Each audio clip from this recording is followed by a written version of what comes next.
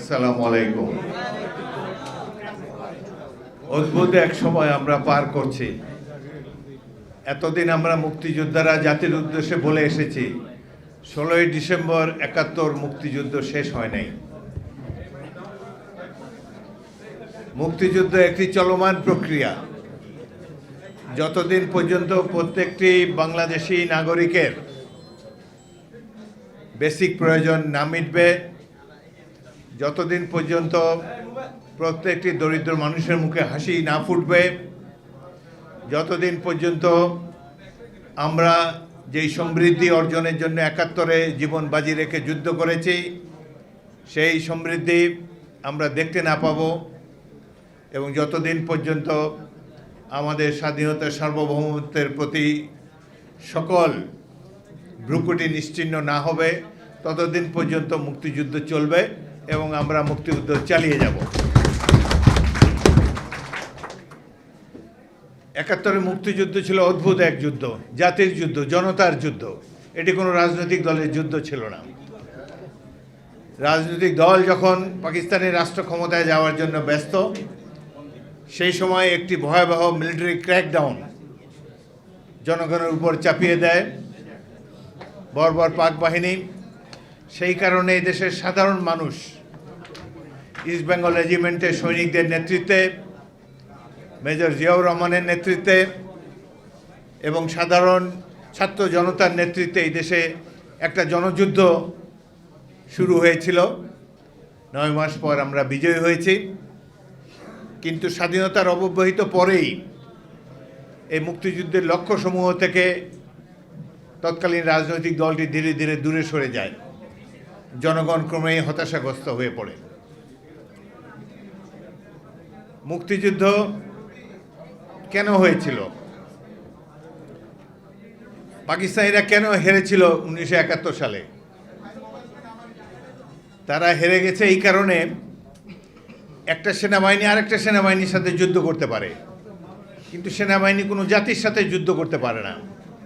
পাকিস্তানিরা ভুল করেছে, বাঙালি জাতির বিরুদ্ধে যুদ্ধ করার একটা উদ্যোগ নিয়েছে। সুতরাং তাদের পরাজয় ছিল অবশ্যম্ভাবী, সেটিই তারা ঘটেছে। কেমন ছিল যে যুদ্ধ? এই যুদ্ধে আবাল বৃদ্ধ বনিতা সবাই অংশগ্রহণ করেছিল যে যার অবস্থান থেকে। ঢাকাতে পাকিস্তান বাহিনীর একজন জনসংযোগ কর্মকর্তা ছিল মেজর সিদ্দিক সালেক, পরবর্তীকালে ব্রিগেডিয়ার হয়ে মৃত্যুবরণ করেন। জিয়াউল হক যেই হেলিকপ্টার ক্র্যাশে মারা গিয়েছেন, ওই হেলিকপ্টারে উনিও ছিলেন, তার সাথেই মারা যান। মেজর সিদ্দিক সালেক একটি বই লিখেছেন, উইটনেস টু সারেন্ডার। সেখানে একটি বাংলাদেশি 13 বছরের কিশোরের কথা বলা হয়েছে। রাজশাহীর রোহনপুরে সেই কিশোর পাক বাহিনীর হাতে ধরা পড়ে। সে মুক্তিবাহিনীর খবরাখবর, পাক বাহিনীর খবরাখবর ইত্যাদি মুক্তিবাহিনীকে দিত। পাক বাহিনী তাকে ধরার পর তাকে অনেক অত্যাচার নিপীড়ন করা হয় মুক্তিবাহিনী ঘাঁটি কোথায় এটা জানার জন্যে।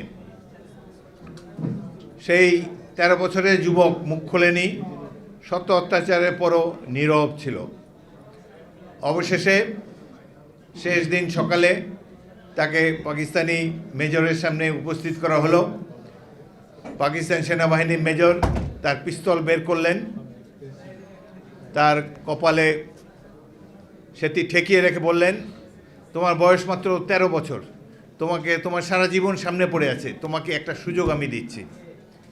তুমি বলো এখানে মুক্তিবাহিনী ঘাঁটি কোথায়, যদি বলো তাহলে তোমাকে ছেড়ে দেব, যদি না বলো তোমাকে এখানেই গুলি করে হত্যা করা হবে। সেই 13 বছরের কিশোর এই কথাটি শুনে আস্তে আস্তে নত হয়ে তার পায়ের নিচে মাটিতে অনেকক্ষণ ধরে চুমু খেল। চুমু খেয়ে উঠে দাঁড়িয়ে বলল, আমি প্রস্তুত, আমার মৃত্যুতে আমার দেশের স্বাধীনতা ত্বরান্বিত হবে। তারপর তাকে পাশে নিয়ে গিয়ে গুলি করে হত্যা করা হলো। এটা আমার বক্তব্য না, পাকিস্তানি মেজর তার বইতে লিখেছেন। সুতরাং কী ধরনের তরুণ যুবক সাধারণ মানুষ ছিল 71 সালে বাংলাদেশে, ক্ষুদ্র একটি উদাহরণ আপনাদের সামনে রাখলাম। সেই জাতি তো এখনও জীবিত আছে। কোনো বাহিনী যদি হিসাব করে যে কতক্ষণ সময় লাগবে বাংলাদেশ দখল করতে, তারা বোকার স্বর্গে বসবাস করছে। বাংলাদেশ অজেয়, বাংলাদেশ চিরঞ্জীব, আমরা আবু সাইদের দেশ, আমাদের দেশের মানুষ নিরস্ত্র হাতে হেলিকপ্টার গানশিপের মোকাবেলা করে। এই দেশে ছাত্র জনতা যেখানে কোনো নির্দেশনা ছাড়াই ৭১ সালে একজন মেজর জনগণের মা বোনের ইজ্জত রক্ষার্থে সেনা সৈনিকদেরকে নিয়ে বিদ্রোহ করেছিলেন। 5টি ক্যান্টনমেন্টে ইস্ট বেঙ্গল রেজিমেন্টের সৈনিকেরা পাক বাহিনীর বিরুদ্ধে বিদ্রোহ করে আমরাই মুক্তি বাহিনী গড়ে তুলেছি। আপনারা তরুণ ছাত্ররা এই বাহিনীর সদস্য ছিলেন এবং 9 মাস যুদ্ধের পর তারা কিভাবে পরাজিত হয়েছে, কিভাবে সারেন্ডার করেছে, রেস করছে আমরা সবাই জানি। একটা জিনিস একটু কষ্ট লাগে, সিলেটে 16 এপ্রিল তারিখ বিকাল 4টার সময় আমাদের প্রধান সেনাপতি কর্নেল ওসমানী সিলেটে আসেন। আমি তাকে সিলেট সার্কিট হাউসে রিসিভ করি এবং তাকে জিজ্ঞেস করলাম, আশ্চর্য স্যার, একটু পরে তো, 8 ঘন্টা পরে তো পাকিস্তানিরা সারেন্ডার করবে, আপনি এখানে কেন?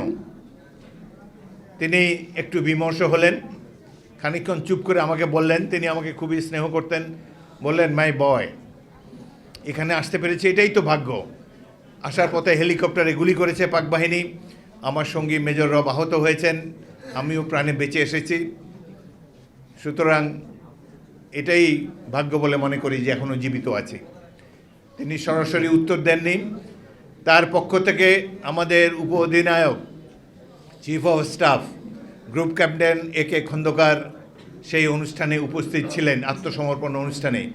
কিন্তু দুঃখের বিষয়, সেখানে 2টি চেয়ার ছিল, আরেকটি চেয়ার দিয়ে মুক্তিবাহিনীর প্রতিনিধি গ্রুপ ক্যাপ্টেন খন্দকারকে বসতে দেওয়ার সৌজন্য ভারতীয় বাহিনী দেখাতে পারেনি। এই যুদ্ধ ছিল আমাদের যুদ্ধ, বাঙালিদের যুদ্ধ, আমরা স্বাধীন করেছি দেশ। সেখানে এই সারেন্ডার ইনস্ট্রুমেন্টে অবশ্যই মুক্তিবাহিনীর প্রধান সেনাপতি স্বাক্ষর থাকা উচিত ছিল এবং সেখানে অবশ্যই মুক্তিবাহিনীর যিনি প্রতিনিধি সেই সারেন্ডার সেরিমনিতে তিনিও হওয়া উচিত ছিল প্রধান ব্যক্তি।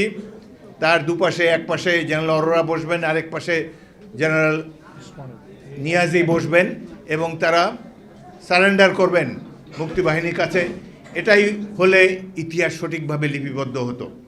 কিন্তু তারা এটিকে দেখাতে চেয়েছে পাক ভারত যুদ্ধ, এটা যে বাংলাদেশের জনগণের যুদ্ধ, এটি তারা স্বীকার করে নেই। কিন্তু ইতিহাস তো বিকৃত করা যায় না।